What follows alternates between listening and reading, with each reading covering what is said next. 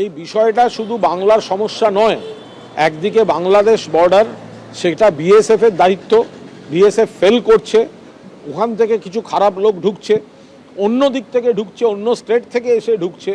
Kolkata police, Paschimbanga police আটকাবার ব্যবস্থা করছে, গ্রেফতার করছে। আজকের ঘটনা গ্রেফতার করেছে, ভালো কাজ করেছে। কিন্তু এই যে কথায় কথায় পশ্চিমবঙ্গকে আক্রমণ করা হয়, এটা অযৌক্তিক। কারণ সীমান্তটা বাংলাদেশ, সেই সীমান্তটা বিএসএফ দেখে, ওরা ফেল করে বলে এই ধরনের জিনিস ঢোকে। আবার অন্য রাজ্যেও সেখান থেকে এই ধরনের লোকজন ঢুকে আসে। এত বড় জনবহুল এলাকায় যদি মিশে যায়, দুম করে তাকে খুঁজে পাওয়া, পয়েন্ট আউট করা, এগুলোও তো কঠিন কাজ। কিন্তু পুলিশ তৎপর, পশ্চিমবঙ্গ পুলিশ তৎপর, কলকাতা পুলিশ তৎপর। আজ আবার সেটা প্রমাণ হয়ে গেল। আবার ভিন রাজ্য থেকে পুলিশ এসে এখানে থাকা অর্থাৎ এই বাংলায় থাকা জঙ্গিকে গ্রেফতার করলো। মুর্শিদাবাদের পর ক্যানিং, গ্রেফতার কাশ্মীরি জঙ্গি। রাজ্য জম্মু কাশ্মীর পুলিশের যৌথ অভিযানে গ্রেফতার কাশ্মীরি জঙ্গি। ধৃত জাভেদ আহমেদ মুন্সি, শ্রীনগরের বাসিন্দা, তেহরিক উল মুজাহিদিনের সদস্য এই মুন্সি। ধৃত কাশ্মীরি জঙ্গি জাভেদ মুন্সি আইডি তৈরিতে পারদর্শী। ধৃতের বিরুদ্ধে খুন ও রাষ্ট্রদ্রোহিতার একাধিক মামলা রয়েছে। পাকিস্তান, বাংলাদেশ, নেপালে যাতায়াত ছিল এই ধৃত জাভেদ মুন্সি। জেরায় স্বীকারও করেছে ধৃত, এমনটাই দাবি করছেন তদন্তকারীরা। দিল্লি থেকে বিমানে করে কলকাতায় আসে কাশ্মীরি জঙ্গি। ক্যানিং এ জামাইবাবুর বাড়িতে উঠেছিল জাভেদ। ক্যানিং থেকে বাংলাদেশ হয়ে পাকিস্তানে যাওয়ার ছক ছিল ধৃতের। ধৃত কাশ্মীরি জঙ্গির 31শে ডিসেম্বর পর্যন্ত ট্রানজিট রিমান্ড হয়েছে। ক্যানিং এ যে জামাইবাবুর বাড়িতে উঠেছিল জাভেদ মুন্সি, সেখান থেকে রয়েছেন আমাদের প্রতিনিধি আবির দত্ত। আবির, এখানেই তো সব থেকে বড় প্রশ্নটা, যে বিমানে করে কাশ্মীর থেকে কলকাতায় এলো, ক্যানিং এ এলো, অথচ কোন রকম কোনো ভেরিফিকেশনই ধরা পড়লো না তার এই নকল বা ভুয়ো পাসপোর্ট, ভুয়ো পরিচয়পত্র। দেখো একেবারে, এবং তার থেকেও বড় বিষয় হচ্ছে এই ব্যক্তির বিরুদ্ধে অভিযোগ কি, এই আইইডি তৈরিতে বিশারদ, এর বিরুদ্ধে খুনের অভিযোগ রয়েছে এবং দেশ বিরোধী কার্যকলাপের সঙ্গে এর যোগ রয়েছে বলে একাধিক মামলা যে হয়েছে, সেই মামলার মধ্যে অন্যতম অভিযুক্ত সে। শুধুমাত্র তাই নয়, জম্মু কাশ্মীর পুলিশের ওয়ান্টেড লিস্টেও সে ছিল। আমরা এখন যেখানে দাঁড়িয়ে রয়েছি ক্যানিং এর ঠিক হাসপাতাল মোড়ের কাছে, এইতে দেখা যাচ্ছে উইন্টার গিফটস গুলশান হাউস।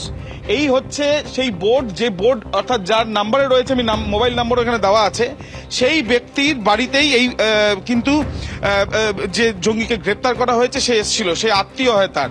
এবং এই যে বাড়ি, সেই বাড়ির অতনুকুণ্ডকে বলবো দেখানোর জন্য, এই বাড়ির ঠিক গ্রাউন্ড ফ্লোর, সে গ্রাউন্ড ফ্লোরে সে ছিল। এবং এই বাড়িতে যিনি মহিলা রয়েছেন তিনি আমাদের জানিয়েছেন যে পুলিশ এখানে আসে এবং দুদিন আগেই এই ব্যক্তি এখানে এসেছিল এবং দিল্লিতে তার স্ত্রীর অস্ত্রোপচার হয়েছে এবং তার সঙ্গে সঙ্গে সে ওষুধের কিছু কারবারি করত, এমনটাই তাদের দাবি। যদিও দেখা যাচ্ছে যে এখানে কাপড় জামা থেকে আরম্ভ করে শাল বা কম্বল সেগুলো বিক্রি, যেমন আমরা দেখি যে কাশ্মীর থেকে অনেকে আসে, সেই বিষয়টাই অনেকে ভেবেছিলেন এলাকার বাসিন্দারা। কিন্তু আদতে দেখা যাচ্ছে যে গতকাল এই রেড হওয়ার পরে এই ব্যক্তিকে এখান থেকে ধরা হয় এবং জিজ্ঞাসাবাদে জানা গিয়েছে সে নেপাল, পাকিস্তান, বাংলাদেশ তিনটি জায়গাতেই সে গিয়েছিল এবং লস্করি তৈবার সঙ্গেও তার যোগ থাকতে পারে বলে অনুমান করা হচ্ছে। এবং তেহরিকুল মুজাহিদিনের সে সক্রিয় সদস্য এমনটাও বলা হচ্ছে। এলাকায় অনেকেই রয়েছেন এবং এখানে যে আন্ডার কনস্ট্রাকশন যে জায়গা, সেই জায়গাতে কিন্তু দেখা যাচ্ছে যে এখানেই পুলিশ এসেছিল, পুলিশের তরফ থেকে অনেকে এসেছিল এবং তার সঙ্গে সঙ্গে আমরা যেটা দেখতে পাচ্ছি যে এখানে যারা পরিবারের সদস্যরা তাদের সঙ্গে কথা বলা হচ্ছে। দাদা, আপনারা তো এলাকাতেই থাকেন আশেপাশে, কতটা আতঙ্কিত লাগছে পুরো ঘটনাটা সামনে দেখে? ভয় লাগছে তো, খুব বিশাল ভয় লাগছে দাদা। রাস্তায় আমাদেরও ভয় লাগবে, কেউ রাস্তাইতে বেরোবে না, সামনে তো রাস্তায় বেরোবে না। কিন্তু আপনারা কি ভেবেছিলেন যে এখানে কি শাল বিক্রি করেন ওনারা, এখানে বোর্ডও লাগানো? হ্যাঁ, আমরা শাল বিক্রি করে বলে আর রেখেছে। কিন্তু যে ছেলেটিকে ধরে নিয়ে যাওয়া হয়েছে সেই ছেলেটিকে কি আগে এখানে দেখা গিয়েছে কোনোভাবে? না না, দেখিনি। কতটা আতঙ্কিত লাগছে পুরো ঘটনা? অনেক আতঙ্কিত, খুব আতঙ্কিত আছি আমরা। কিন্তু ভাবতে পারছি না এরকম আমাদের ক্যানিং প্রপারের মধ্যে এরকম জঙ্গিবাদী যুক্ত একটা ছেলেকে ধরা হবে, আমরা নিজেরাও ভাবতে পারছি না। এর মধ্যে শুনে তো খুব আতঙ্কে আছি, খুব আতঙ্কের মধ্যে আছি আমরা এখন। ইতিমধ্যে বেঙ্গল এসটিএফ, পুলিশ এবং জম্মু কাশ্মীর পুলিশ তারা কিন্তু যৌথভাবে ঠিক যেখানে আমরা দাঁড়িয়ে রয়েছি সেখানে তারা এই অপারেশন চালিয়েছে। কিন্তু যেটা জানা যাচ্ছে জম্মু কাশ্মীরে এই ব্যক্তির নামে একাধিক অভিযোগ রয়েছে। এই ব্যক্তির লক্ষ্য কি ছিল? এই ব্যক্তির প্রশ্নটা আবির, যে এই ব্যক্তির নামে যেখানে এত ভয়ঙ্কর সমস্ত অভিযোগ রয়েছে, যাকে পুলিশ জম্মু কাশ্মীর পুলিশ গ্রেফতার করেছে, সে জঙ্গি, তার যে জামাইবাবুর বাড়িতে সে উঠেছিল, পরিবার কি বলছে?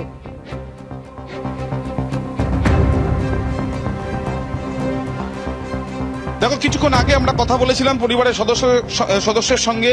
একজন মহিলা রয়েছেন, তিনি কিন্তু স্পষ্টত জানাচ্ছেন যে তিনি এই বিষয় নিয়ে বিস্তারিত তারা কিছু বোঝার আগেই কিন্তু পুরো তাকে গ্রেপ্তার করে নিয়ে যাওয়া হয়েছে।